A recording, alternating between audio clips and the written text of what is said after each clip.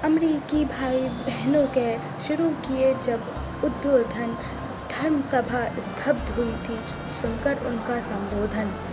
आया उस प्राचीन देश से जो संतों की है नगरी, भारत के हर वीर सपूत में भरी जोश से मन गगरी।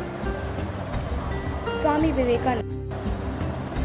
इस नाम को किसी उद्बोधन या किसी परिचय की तो आवश्यकता नहीं है, परंतु फिर भी मैं कुछ महान लोगों के कथन से अपनी बात कहना चाहूँगी।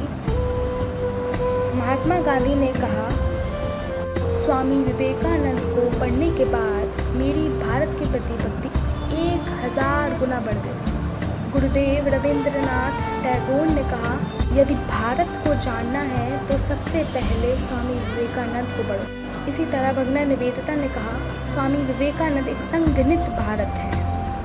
सुभाष चंद्र बोस ने तो ये तक कहा था कि अगर स्वामी जी आज जीवित होते तो आज मैं उनके चरणों में बैठा होता। जिनके बारे में महान लोग ऐसी बातें किया करते थे, पता है वो क्या कहा करता था?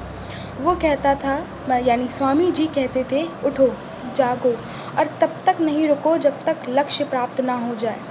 वह लक्ष्य, वह उद्देश्य, वह मकसद जो 1857 में उदित हुआ था भारत के प्रत्येक नागरिक के हृदय में।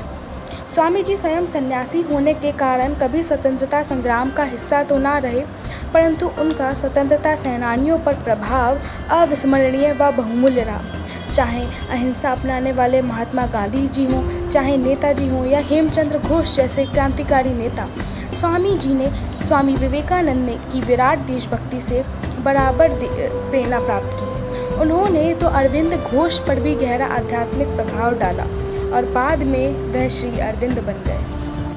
स्वामी जी के यह शब्द की सबसे पहले चरित्रवान बनो। यदि तुम माँ भारती की सेवा करना चाहते हो तो वीर बनो। इन शब्दों ने हर भारत के सच्चे सपूत के मन, मस्तिष्क, हृदय व संपूर्ण शरीर के प्रत्येक अंग पर ऐसा गहरा असर डाला कि सभी में देश प्रेम की एक ज्वाला उठ गई। कई राष्ट्रवादी नेता विवेकानंद से प्रभावित रहे। ये लोग सामाजिक, राजनीतिक व आध्यात्मिक क्षेत्रों के थे, मगर प्रभाव इतना प्रभावी था कि उन्हें भारत के लिए जीने और मरने की प्रेरणा मिली। 1897 में स्वामी विवेकानंद ने कहा कि अगले 50 वर्षों के लिए हमारा एक ही ध्येय होना चाहिए, हमारी महान भारत माता। और ठीक 50 वर्ष होने से पहले ही हमें स्वतंत्रता मिल भी गई।